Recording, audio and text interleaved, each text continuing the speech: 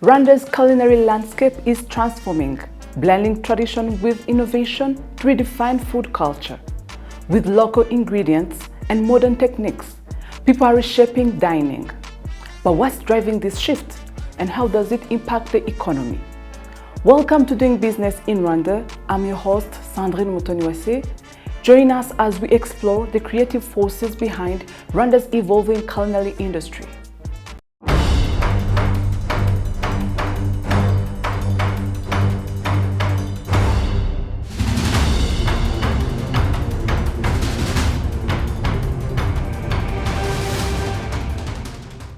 Kigali's food culture has deep roots in Rwandan tradition, where meals are communal experience centered around locally grown produce. Historically, dining out was limited to small eateries serving traditional dishes. However, over the years, the city has embraced global culinary trends, giving rise to diverse restaurants, fine dining experiences, and fusion cuisine. Well, I came in Rwanda a long time ago. It's about 2017. I came for an opportunity with another place, and then I've started to teach university e-courses with Vatel, an hospitality university. I've been with them for about a year and a half. But I always, in the meantime, I was with them. I used to do consultancies. So when I came in Rwanda, my background has always been in hospitality from 22 years. I've always been actually on the front of the house, been serving people instead of cooking for them, but I've studied the kitchen. I've studied the kitchen in Italy, and yeah.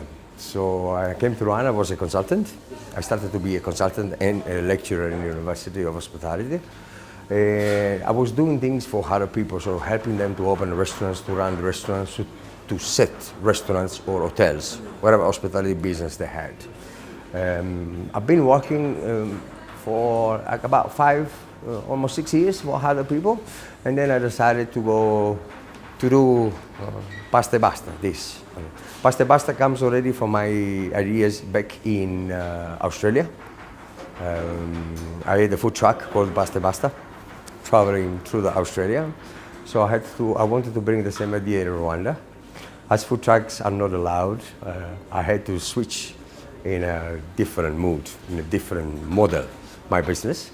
So we came out with restaurants that makes handmade fresh pasta along with a main course in the same dish, really fusion to the African ingredients. It's called Rwandese mostly, Rwandan ingredients. So, yeah. So you have a lot of restaurants in Kigali. You have a lot of new restaurants coming up. There are a lot of Italian restaurants, there's a lot of Indian restaurants, there's a lot of African restaurants. What inspired me to open 14th Avenue is same route as the Italian cuisine, the Mediterranean. It's massive. You know, you have Italian, you have French, you have Lebanese, and to fuse that with the Rwandan culture and to fuse that with Rwandan products creates a whole new cuisine. So you have the Afro-Mediterranean or the Rwandan Mediterranean cuisine, which is prepared by our local chefs. And they get to use their skills that they've learned, or they get to experience and to experiment with the local products to create a cuisine that they have learned about, but to make it their own. Rwanda's culinary sector has grown and more job opportunities have emerged. Managers are training young chefs to refine their skills and bring new flavors to the food.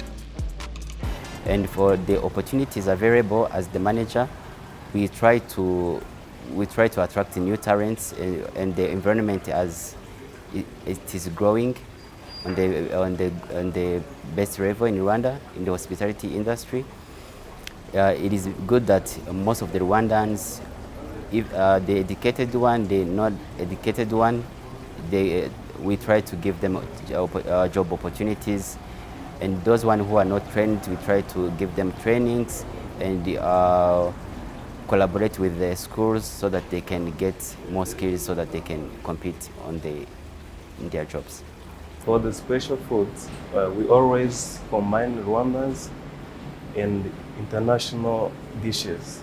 Then we make one which has two kinds, Rwandans and international dishes.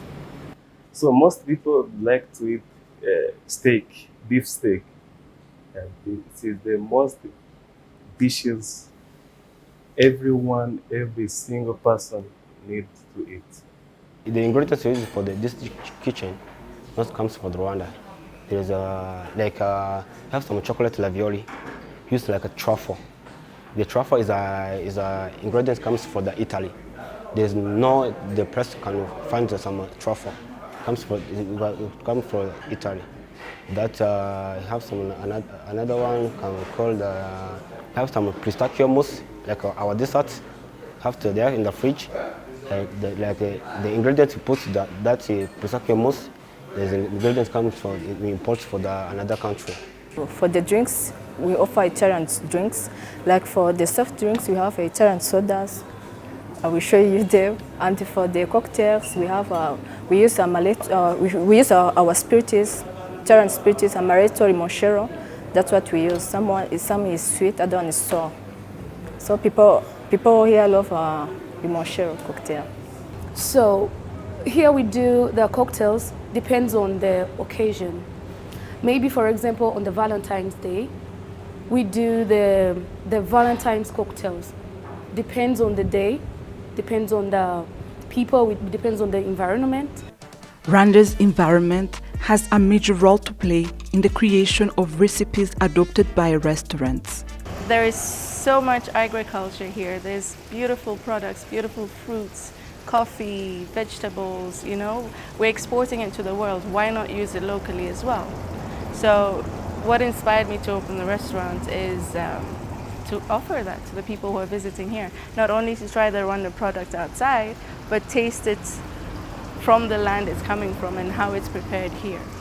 But about technology, we're actually working on a platform through Africa because we are trying to bring our pasta. So we're actually going in touch with a system that we have through other African countries to make sure that our brand can be expanded. Okay? So we are trying to franchise our brand through technology, by the way. We have lots of platforms now, food deliveries, platform orderings. We have online. We're creating a platform where you can book a table in Pasta or any other restaurants through an online platform. It's called, I think, Ticket Daddy, something like this. There are many new technologies that are coming through. But I see Rwanda from now in 10 years, it will have a big jump. What we are doing to maintain this global level industry trend in the hospitality industry or in the restaurant industry is trying to catch up on the technology development by using the available opportunities like in the artificial intelligence, robotics, by using this international standard and the new upcoming technologies in the kitchen. From fresh local ingredients to tech innovation, Rwanda's restaurants are now embracing digital platforms, artificial intelligence and automation to enhance efficiency, customer experience and expansion. I think I like coming to 14th Avenue as a girls' night, probably once a week, to kind of enjoy ourselves. It also provides such a private corner for us to have intimate conversations. So I quite like that about 14th Avenue, because then I'm able to have a bit of privacy, a bit of a good chat without too much noise. And it's beautiful. I love the food they curate. I love the wine they curate. It's just like intimacy in a space, and I love that. Well, I'm new here in terms of I've just been to Kigali a couple of times. I would say this is my second time to go outside where I'm staying to just maybe have a meal. And so this was recommended to me by the hotel I'm staying at rather. And I'm glad. It's a very beautiful place, a very